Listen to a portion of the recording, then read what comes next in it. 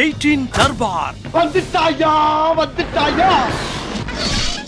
வணக்கம் மக்களே, வழக்கம் போல இன்னைக்கும் தர்பார்ல ஏகப்பட்ட விஷயங்களை உங்களுக்காகவே பிரத்யேகமாக கொண்டு வந்திருக்கோம். தர்பாரை தொடங்கலாமா? உதயநிதி ஸ்டாலின் அவர்கள் துணை முதலமைச்சராக பொறுப்பேற்கிறாங்க, முதலமைச்சர் ஆசைப்படுறாங்கன்னா அந்த நாள் தமிழக மக்களுக்கு மறுபடியும் தெரியும். எச் ராஜா யார் உள்ள போந்து இதெல்லாம் சொல்றதுக்கு? அவருக்கு என்ன அதிகாரம் இருக்கு? இந்த கூட்டணி பலத்தை எல்லாம் தாண்டி எத்தனை காலம் இன்னும் அடிமைகளா இருக்க போறீங்க? எனக்கு தெரியல அவர் யாரு.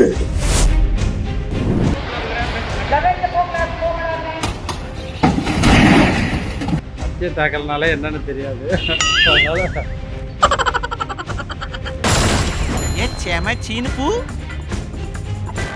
ஆம்ஸ்டாங் கொலை வழக்கு தொடர்பா அரசியல் கட்சி தலைவர்கள் ஏகப்பட்ட விஷயங்களை சொல்லிக்கிட்டே வராங்க. அதுலயும் முக்கியமா பேரணி நடத்தின இயக்குனர் ஏகப்பட்ட விஷயங்களை பேசியிருந்தாரு. அப்படியே ஃபயர் பண்ற மாதிரி பேசியிருந்தா அப்படி பாருங்க.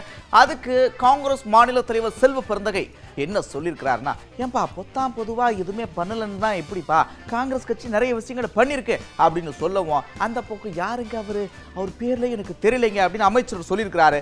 யார என்ன சொன்னாரு அப்படின்றத பாருங்க.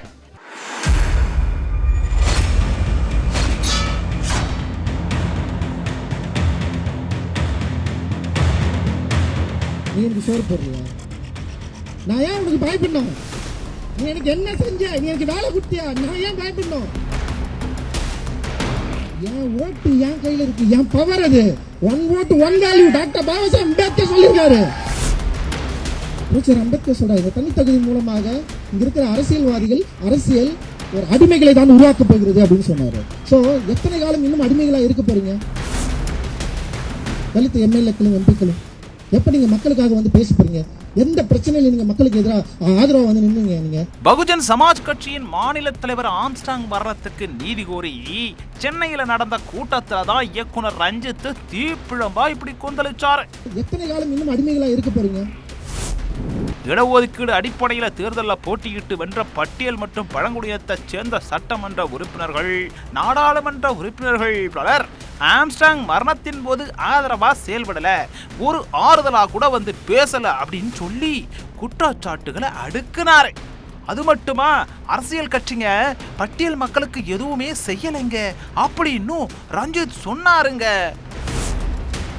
இந்த நிலையில அவரது பேச்சுக்கு பதில் தெரிவிச்சிருக்கிற தமிழ்நாடு காங்கிரஸ் தலைவர் செல்வ பெருந்தகை, பட்டியல் மக்களுக்கு யாரும் எதுவும் செய்யல அப்படின்னு பொத்தாம் பொதுவான ரஞ்சித்து பேசக்கூடாது. நீங்க காங்கிரஸ் ஆளும் மாநிலங்கள்ல பட்டியல் சமூகத்தவர்கள் எவ்வளவு பெரிய பதவியிலாம் இருக்காங்க தெரியுமா அப்படின்னு ஒரு விளக்கத்தை கொடுத்தாருங்க. நீதி கட்சியில எந்த ஷெட்யூலின பிரதிநிதிக்கும் அமைச்சரவையில் இடமில்லை.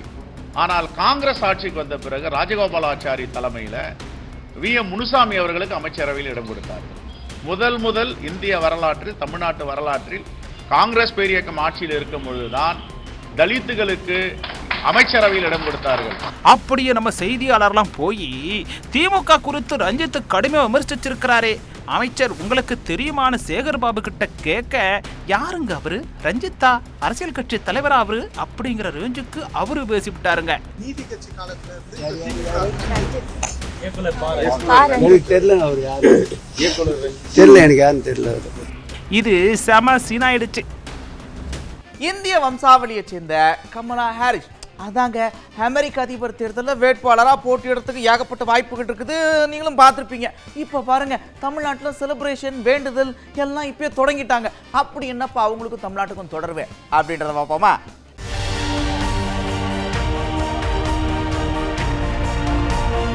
அமெரிக்க அதிபர் ரேஸ்ல டொனால்ட் ட்ரம்பை எதிர்த்து சண்டை செய்ய போறது ஒரு பூர்வீக தமிழரா இருப்பாருங்கிற எதிர்பார்ப்பு தான் செம சீனா இருக்கு. அதிபர் போட்டியில நான் பங்கேற்க போறதில்ல அப்படின்னு அறிவிச்ச ஜோ பைடன், துணை அதிபர் கமலா ஹாரிஸ் அதிபர் தேர்தலில் போட்டியிட தன்னோட ஆதரவை தெரிவிச்சிருக்காரு. கருப்பின மற்றும் தெற்காசியாவை சேர்ந்த முதல் பெண் என்ற வகையில அமெரிக்க துணை அதிபரா வரலாறு படைச்ச கமலா ஹாரிஸ் அதிபர் தேர்தலில் வெற்றி பெற்றுட்டா அமெரிக்காவினுடைய முதல் பெண் அதிபர் என்ற சாதனையையும் படைப்பாங்க. அதிபர் தேர்தலில் போட்டியிட ஆதரவு திரட்டுற பணியில அவங்க ஈடுபட அமெரிக்க அதிபரா தமிழகம் வரணும்னு வாழ்த்தி அவரது சொந்த ஊரான திருவாரூர் மாவட்டம் துளசேந்திபுரத்தை சேர்ந்த மக்கள்லாம் கோயில்ல சிறப்பு வழிபாடுகளை நடத்தி இருக்காங்க. அவர் வெற்றி பெற எங்களுடைய கிராமத்தின் சார்பாகவும் எங்களுடைய மன்னார்குடியின் சார்பாகவும் வாழ்த்துகிறோம். இந்த தடவை எதிர்பார்ப்பு ஜாஸ்தியாக இருக்குது. இந்த தடவை அவங்க வெற்றி பெற்றால் கண்டிப்பாக நம்ம ஊருக்கு வரணும், எல்லாரையும் அவங்க வந்து விசிட் பண்ணணும். இந்த ஊருக்கு அவங்க அவசியம் வரணும், அவங்கள நாங்கள் பார்க்கணும். இப்போ இதுதான் செம்ம சீனா இருக்கு. அட இங்க பாருங்க, எம்புட்டு பாசம்னு. இப்போ அவரு ப்ரமோஷன் கிடைச்சதை நினைச்சு சந்தோஷப்படுறதா, இல்ல இந்த குழந்தைகளை விட்டுட்டு நம்ம வேற பள்ளிக்கூடத்துக்கு போறோமே அப்படின்னு கஷ்டப்படுறதா அப்படின்னு அவரே குழம்புற அளவுக்கு ஒரு நிலைமையை உருவாக்கி இருக்கிறாங்க சேலத்துல ஆசிரியருக்கு மாணவர்கள். அப்படி என்னதான் பண்ணிட்டாங்க பாருங்க. சேலம் மாவட்டத்துல ஒரு நம்பர் 1 ஸ்கூலா இருக்கு. தமிழ்நாட்டு அளவுல இந்த நம்பர் 1 ஸ்கூலா ஆக்க வேண்டிய பொறுப்பு.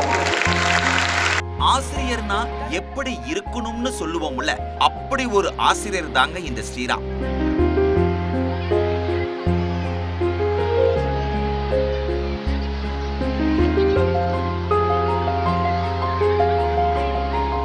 சேலம் மாவட்டம் மூங்கம்பாடி அரசு பெண்கள் மேல்நிலைப் பள்ளியில கடந்த 16 ஆண்டு காலமா ஆசிரியரா பணி செஞ்சவர் தான் இந்த ஸ்ரீராம். தலைமை ஆசிரியரா பதவி உயர்வு பெற்று திருச்சிக்கும் போறாரு. அவர் போறது ரொம்ப கஷ்டமா இருக்கு, அவர் விட்டு பிரிய முடியல. இருந்தாலும் பரவாயில்ல, வேற ஸ்கூலுக்கு ஹெச்மா போறான்னு சந்தோஷமா இருக்கு. அவருக்கு பிரியாவிடை அளிச்ச நிகழ்வுல மாணவிகளும் பள்ளியில பணியாற்றிய பலரும் கண் கலங்கினதை பார்க்கும்போது நெஞ்சம் கலங்கிடுச்சுங்க. இந்த ஊனமுற்ற பிள்ளைங்க இருக்காங்கல்ல, அவங்க வந்து ஒரு 10 பிள்ளைங்களை படிக்க வச்சு இவரு போலயே சம்பளம் வாங்க பிள்ளைங்களுக்கு, இவரு போலயே வாதியார் டீச்சருக்கு வேலையில் பெண் பிள்ளைங்க இருக்கிறாங்க. ரொம்ப ஏழை பிள்ளைங்களுக்கு ரொம்ப உதவியா இருப்பாங்க. ஆசிரியர் ஸ்ரீராமோட முயற்சியால பள்ளிக்கு பல வசதிகள் கிடைச்சதா பலரும் புகழாரம் சூட்டிய போதும் எல்லோரும் நல்லா படிக்கணும் சரியா அப்படின்னு பிள்ளைகளுக்கு ஆறுதலும் தைரியமும் சொல்லிட்டு ஆசிரியர் ஸ்ரீராம் அங்கிருந்து புறப்பட்டார்.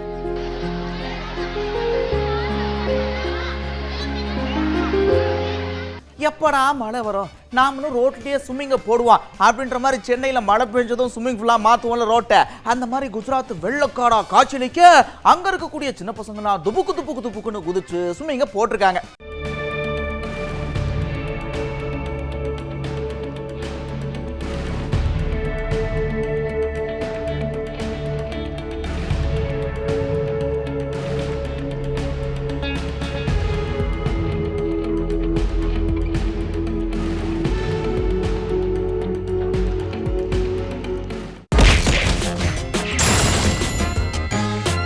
அது என்னங்க திராவிட மாடல் ஆட்சி அப்படின்னு கேள்வி கேட்டீங்கன்னு வச்சுங்களேன், இதுதாங்க திராவிட மாடல் ஆட்சி அப்படின்னு சொல்ற மாதிரி நிறைய விஷயங்களை நிறைய பேர் பேசி பார்த்துருப்போம்.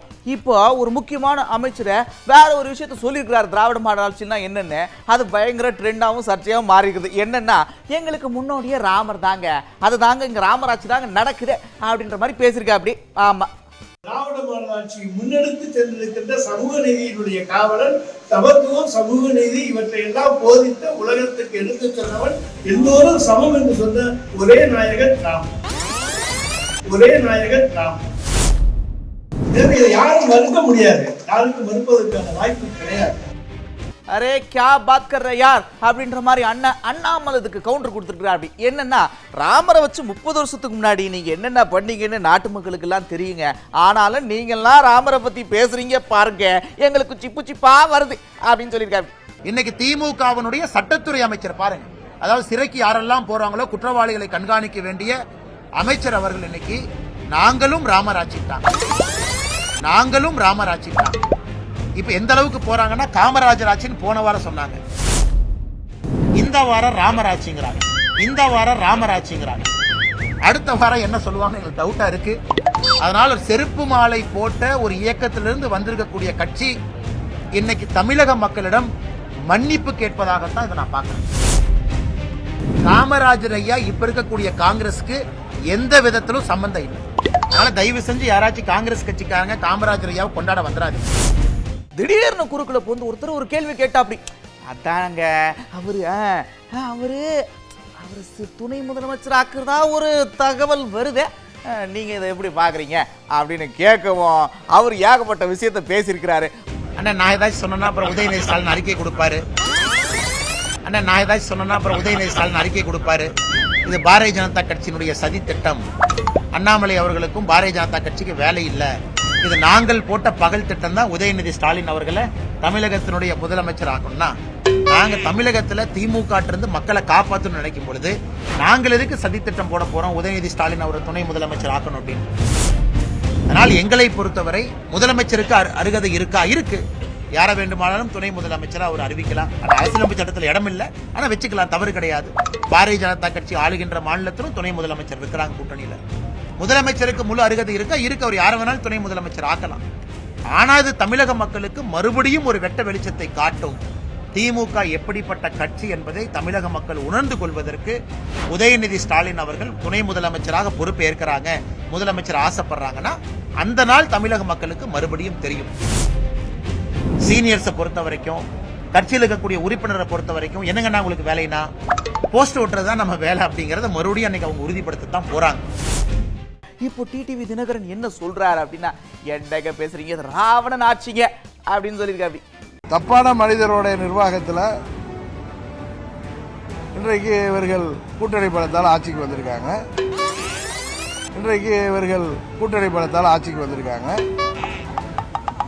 இது ராவணன் ஆட்சின்னு தான் மக்கள் பேசுறாங்க. எப்படி ராமர் ஆட்சிக்கு வீழ்ச்சி? இது தமிழ்நாட்டில் ஒரு நல்ல ஆட்சியில் வரணும். இது மக்கள் விரோத போதை புழக்க உள்ள கூலிப்படைகள் பெருகி இருக்கிற ஆட்சியால இருக்கு. அந்த முறைகேடுகள் ஊழலுக்கு காரணமானவங்களை கைது பண்ணுங்க, அவர்களை வெளியில உண்மையை கொண்டு வாங்க வெளியில. உங்களுக்கு அதுக்கு எங்க நேரம் இருக்கு?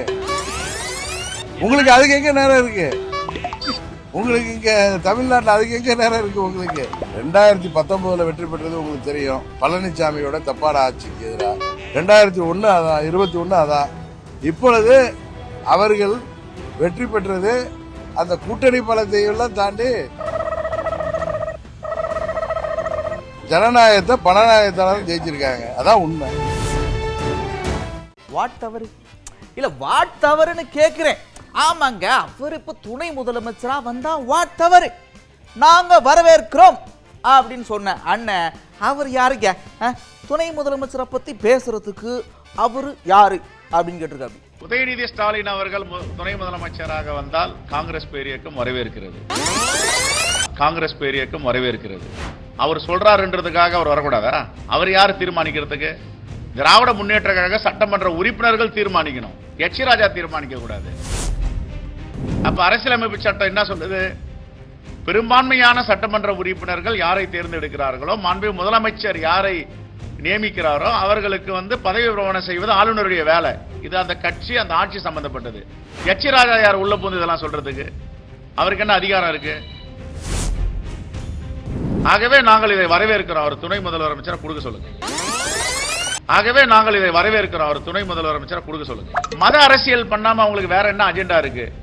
இப்ப நாங்கெல்லாம் மக்களை பத்தி பேசுறோம், பிரச்சனைகளை பத்தி பேசுறோம், வளர்ச்சியை பத்தி பேசுறோம். அவங்க வளர்ச்சியை பத்தி பேச மாட்டாங்க, மக்களை பத்தி பேச மாட்டாங்க, விளிம்பு நிலை மக்களை பத்தி பேச மாட்டாங்க, மலைவாழ் மக்களை பத்தி பேச மாட்டாங்க. அவங்க பேசுறதெல்லாம் மத அரசியல். நானே இந்து மதம் தானே. இப்ப உங்க முன்னாடி உட்காந்துருங்க, இவர் மேக்சிமம் 90% இந்து மதம் தான். இவர் யார் எங்களை பத்தி பேசுறதுக்கு? எங்களுக்கு இந்து மதத்தை பத்தி பேச தெரியும்.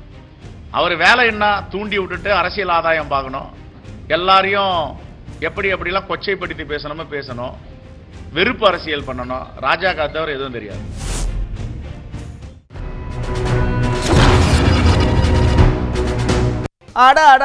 பட்ஜெட் வரும்போது அப்புறம் என்ன, ஏகப்பட்ட சலுகை எல்லாம் இருக்கும். ஆமா, நிச்சயமா இருக்கும் அப்படின்னு ஒவ்வொருத்தவங்களும் ஒவ்வொரு எதிர்பார்ப்பு, ஒரு மனக்கணக்கெல்லாம் போட்டு வச்சிருப்பாங்க. அந்த மாதிரி மக்களுக்கும் எதிர்பார்ப்பு இருக்குமா இல்லையா? அப்படி பட்ஜெட்ல என்ன அறிவிப்பு உண்டா நீங்க சந்தோஷப்படுவீங்க அப்படின்னு மக்கள்கிட்ட கேட்டிருக்கோம். அவங்களும் அதுக்கான பதில் சொல்லியிருக்காங்க. என்ன ஏதுன்னு பாருங்க.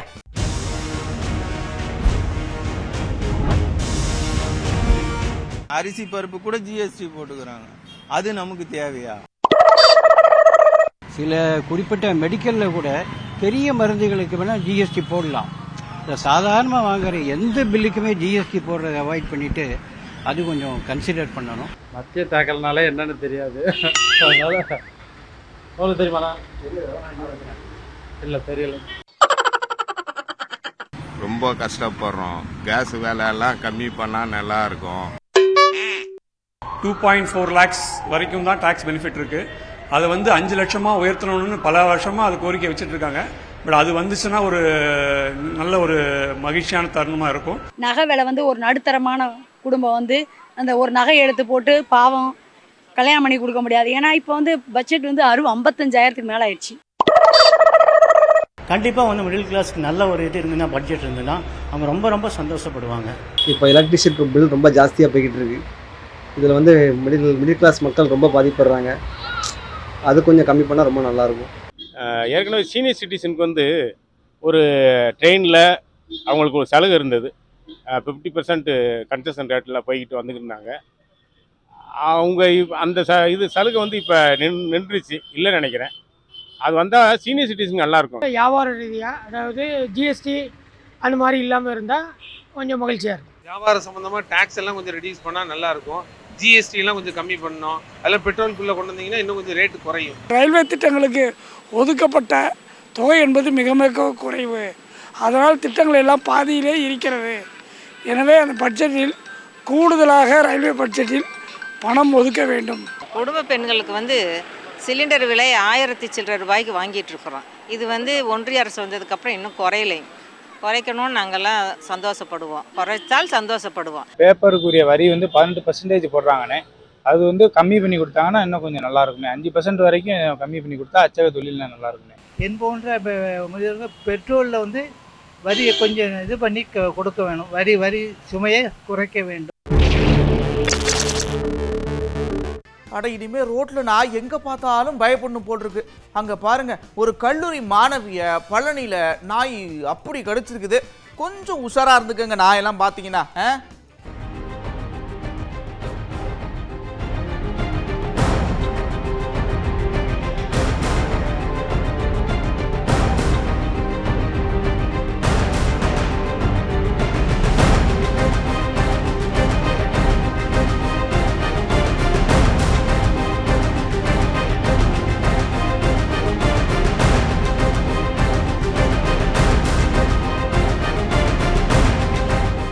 இங்க பாருங்க, காஞ்சிபுரத்துல ரோட்ல செவனேன்னு போயிட்டு இருந்த ஒரு பெண் மேல பின்னாடி வழியா வந்த ஒரு கார் வந்து மோதி இருக்குது.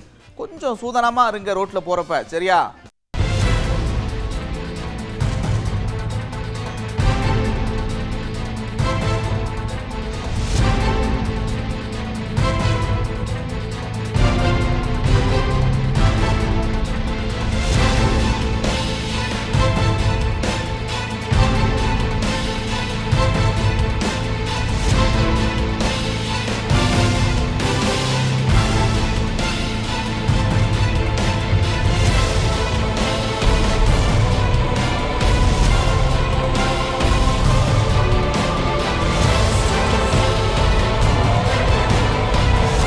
அடுத்து அங்க பாருங்க, ஒரு பெரிய மரம் அப்படியே சாஞ்சதுல அங்க இருக்கக்கூடிய ஏகப்பட்ட பொருளுக்கு சேதமாயிருக்குது.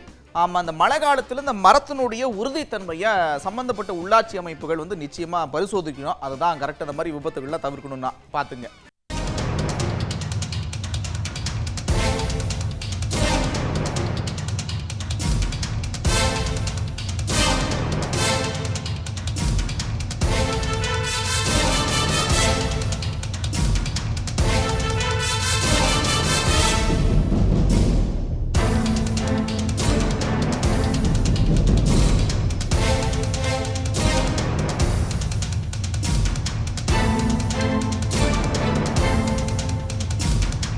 அங்க பாருங்க, எல்லாரும் கரெக்டான வேல போயிட்டு இருக்கக்கூடிய ஒரு சூழ்நிலை திடீர்னு ஒருத்தர் ஒன்வேல வந்ததுனால ஒரு விபத்து ஏற்பட்டிருக்குது டெல்லியில. தயவு செஞ்சு சாலை விதிகளை மதிக்கணும், கடைபிடிக்கணும். ஆமா,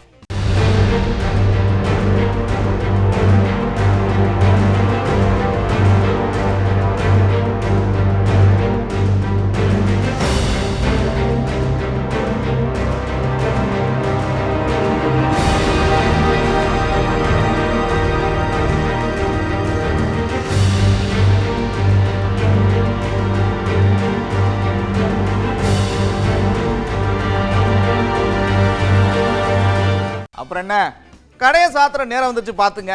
இதே மாதிரி கிளு அப்படின்ற ஒரு தர்பார்ல மற்றும் ஒரு முறை உங்களை சந்திக்கிறேன். அதுவரை விடைபெறுவது நான் நந்தா. இது 18 தர்பார்.